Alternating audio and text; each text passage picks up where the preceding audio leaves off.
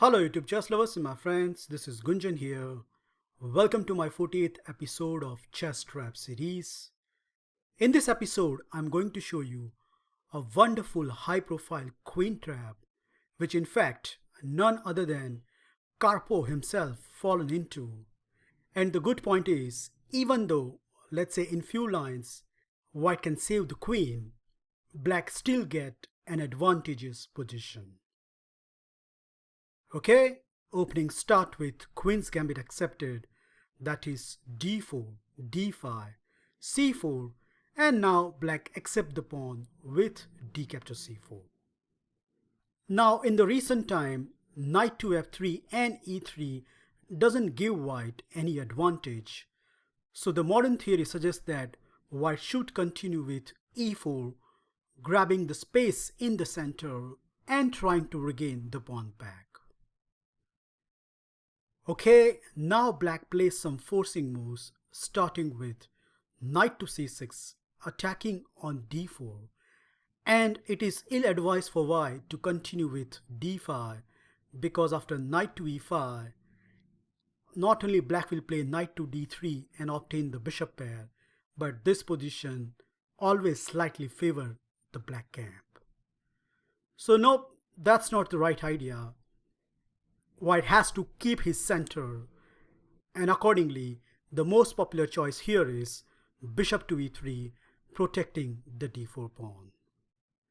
Okay, we have another piece developed with tempo, knight to f6, and the same story if e5 then knight to d5, and that knight is well centralized.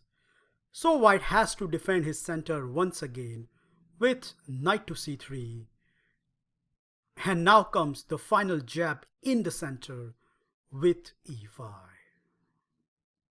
Well, at first sight this looks very strange because it allows white to gain the space on the queen side with d5, and black has to move away the c6 knight. And yes, indeed, it looks so promising for the white camp, except black has this very tricky reply, knight to a5, setting up a platform for our cunning upcoming trap. Here, if your opponent continue with queen to a4 check, then that will transpose to the same trap, but one of the worst version. So accordingly, the correct response here is first, knight to f3, attacking on e5, and when black defend with bishop to d6, now white lash out with queen to a4 check. So as you can see, now there is a double attack, and the only way to save the knight is to play c6. But nope, we are not interested in passive defensive positions. We are here for the fun and tricks and traps, and that's why bishop to d7, a fitting reply, saying white, okay, go ahead, take my piece. And after that, trap has been set right there with this very cunning but very surprising move, a6. And suddenly you can see that queen is literally running out of the square. Black's next threat is very obvious. He wants to play b6 and trap down this white sweetie. Well, here white has tried various responses, and in fact, as per the database, there are more than 40 games reached to this position where black winning ratio is tremendous. First, let me show you what happens when Karpov reached to this position by accident, and he decided to get out of this gel with bishop captures c4. And his big idea is, after b6, white sacrificed the whole queen with queen captures a6, rook captures a6, and now bishop captures a6. And if you count the material here, white has rook, knight and a pawn for whole queen, which I don't think so enough, as it has been confirmed by the chess engine. Well, it was just because of he was mighty Karpov he managed to draw the game, but I have my doubt any of your opponent can get that result when they reach to this position.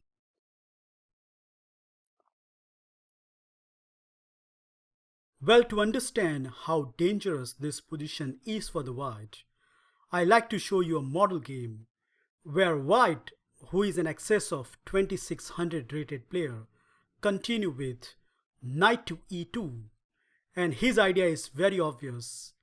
Queen can now have access of c3 and the d2 square. However, just one move, knight captures e4, and black says nope, I'm going to take the control of those squares, and again my threat is very obvious, b6 and trapping your queen. Okay, white think this is not enough as he continue with castle on the queen side so that his queen can now come to the even square. But doing all this sort of moves, what white forget is his king is now a big time target, and rightly so. Black continue with c3, ripping apart the whole queen side. Well, don't forget this queen access has been blocked up, so again white response is force. He has to take measure to save the queen, and in fact he did with the move b4. Okay, we have some forcing moves.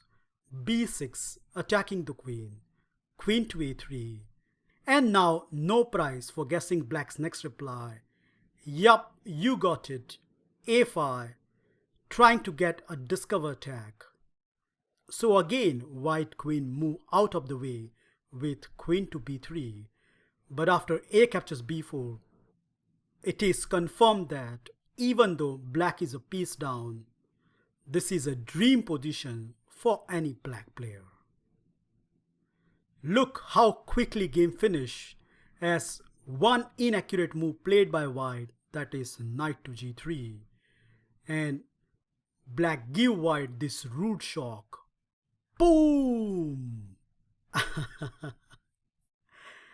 And believe it or not, white can resign the game. Well, in the game he continued with queen captures a3 and lost after few moves. But it's worth to note it why this move has been forced.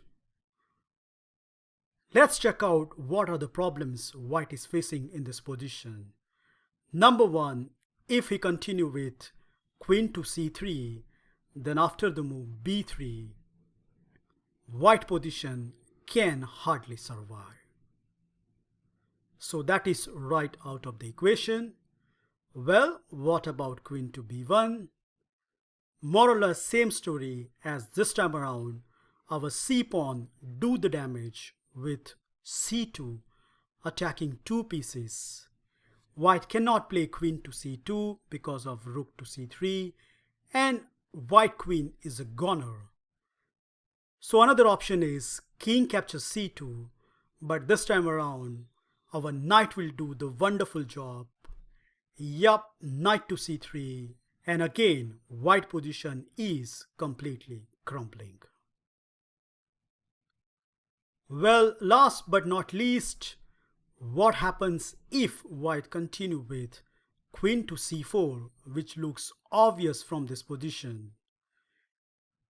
But I'm afraid it will not save the disaster, as after following just two moves, knight captures g3, h captures g3, and queen to e8, white can literally pack his bag and go home, as black onslaught cannot be stopped.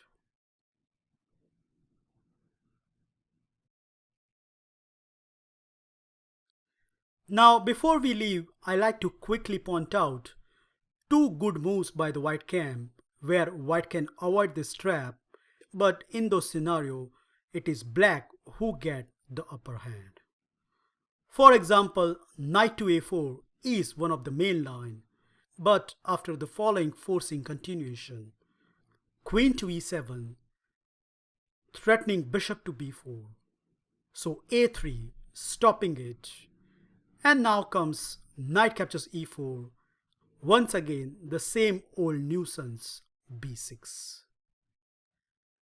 The best white can do over here is bishop captures c4, and after both the side castle, the star move b5 definitely gives black a upper hand.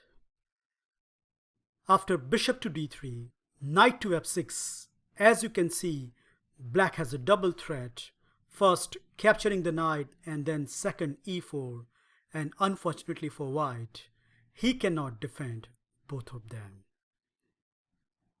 After knight to c3, e4, knight captures e4 and knight captures e4. Yes, indeed, white has avoided the trap, but engine suggests that this position favors the black because of the weak isolated d pawn.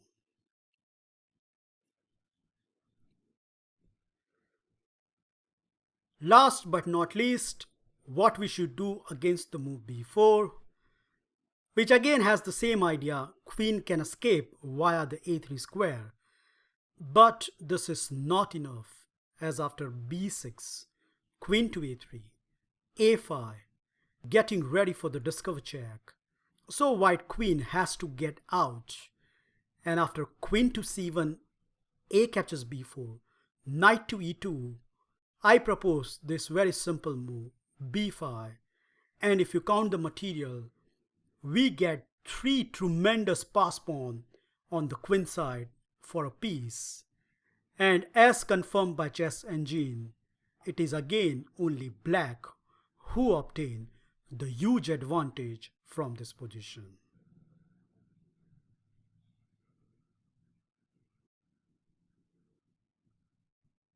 That's it guys, I hope you enjoy and learn this high profile trap in the Queen's Gambit Accepted. As I have shown in this video, once your opponent reaches to this position, if you don't know what he is doing, then the game can be finished very quickly. And even though if he knows the theory, the resulting position is always favoring the black camp. You can use this line as a complete surprise weapon against a d4 player. Thank you for watching this video. Feel free to like, subscribe and comment, and I will meet you in my next episode very soon. Bye and take care.